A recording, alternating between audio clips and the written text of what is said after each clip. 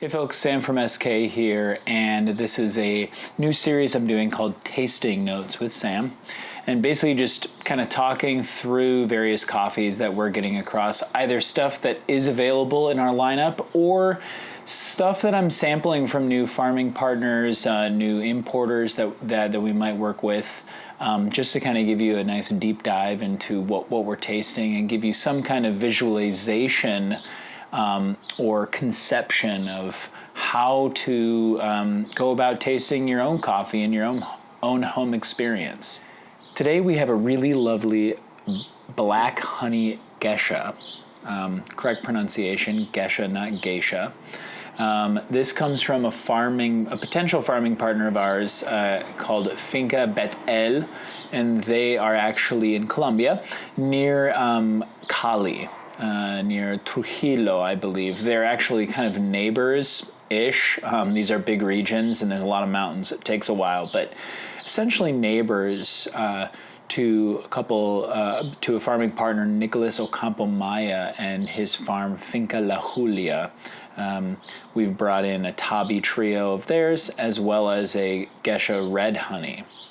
So, like I said, geisha is correctly pronounced geisha.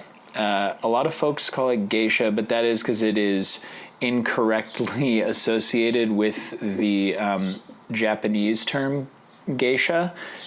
Not true. So we're trying to reclaim geisha as the correct pronunciation. However, spelling does alternate between G-E-I-S-H-A and G-E-S-H-A. Technically, a lot of,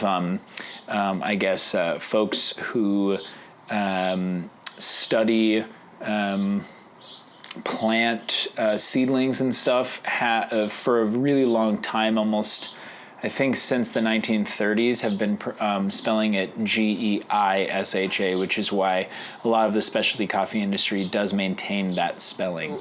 Where does the name come from? It is not precisely where the variety was found, but it was discovered, I believe, near a mountain, which roughly translates to in English to geisha, G-E-S-H-A.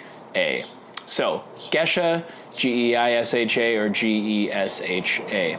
But in any case, this is a famed variety, very famous variety, known for its floral, slight citrus, kind of wildflower, that beautiful, smooth, highly complex coffee. Now, it gained fame in, I believe, 2007 with Hacienda La Esmeralda. They're a farm down in Panama, which is where the geisha really was moved to. It's originally an Ethiopian variety.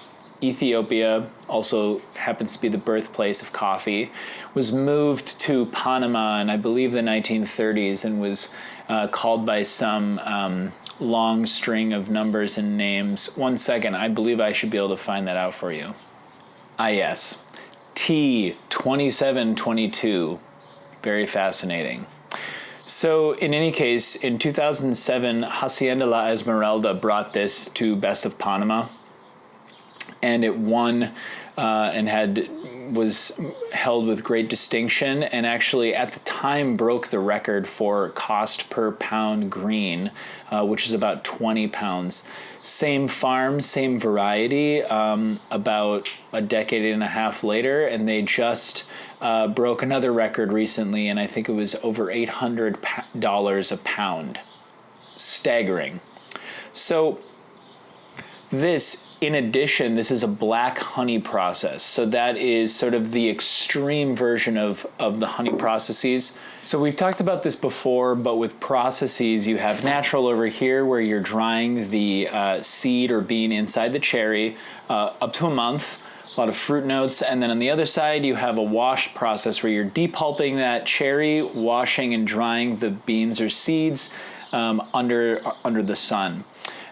In the middle you have this honey process where you're depulping the cherry, but then you actually dry the seeds or beans inside the mucilage of that cherry. Now, how often you're turning it and how much mucilage is left on there really determines what level or color, I suppose, of that honey process. So you have, you know, gold honey, red honey, black honey is another one. I think I've seen purple honey, but regardless, those are the kind of three that I'm well aware of. And this one is a black honey. So this one essentially, it's called a black honey because it quite literally looks black as it's drying. That mucilage really hardens up. It's really interesting. So getting to tasting here, lovely light color here. I think you'll be able to see it. I learned from James Suckling, the famous red wine connoisseur and critic, to never look at wine up in the sun. You actually want to look at the color against a kind of neutral surface. But, you know, for the sake of this, just so you can see it in the film, nice light and color. Despite roasting this at a similar profile to many of the other coffees we have, it actually came out quite a bit lighter. So I think it's just a little denser and just doesn't caramelize quite as prominently as perhaps some other coffees. So I think what that does is it translates in the cup for sure. In this, it's quite striking. It is black tea, almost like an oolong, a lovely floral, you know, those like really effervescent floral,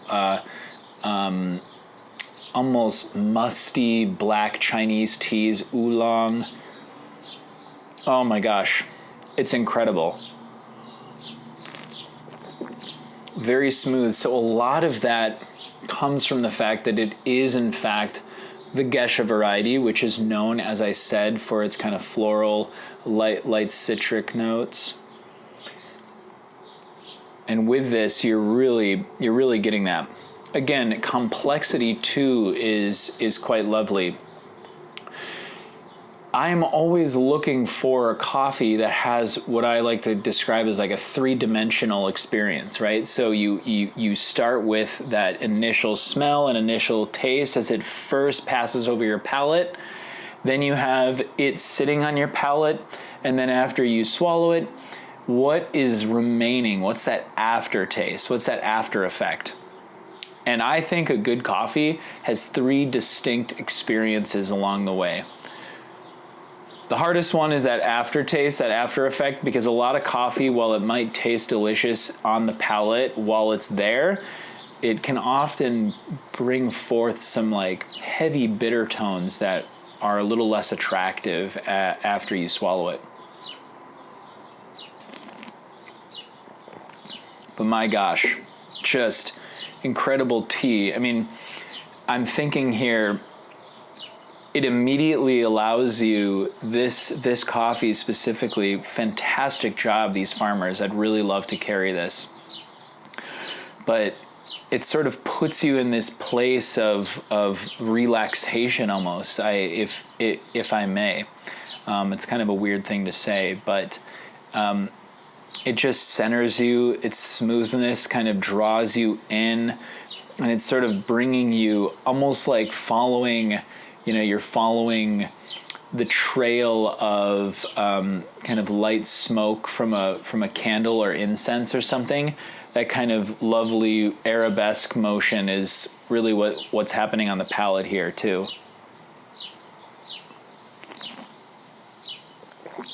You know, I highly recommend you try to find a Geisha variety somewhere, and then try another one from somebody else. Try another one from somebody else and see what you're experiencing, because now the Geisha variety is everywhere. Like I said, this is from Colombia, but it's sort of, while it originated in Ethiopia, it really gained prominence from Panama, and that is sort of considered the genetic, pure genetic variety is the Panamanian Geisha.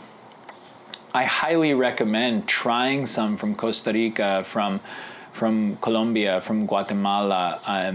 I had the pleasure of actually eating one of the cherries from a Geisha plant when I visited Carlos Rivas's La Union finca farm down in Huehuetenango in Guatemala. And he had a geisha that apparently was 90+% genetic match to that Panamean geisha.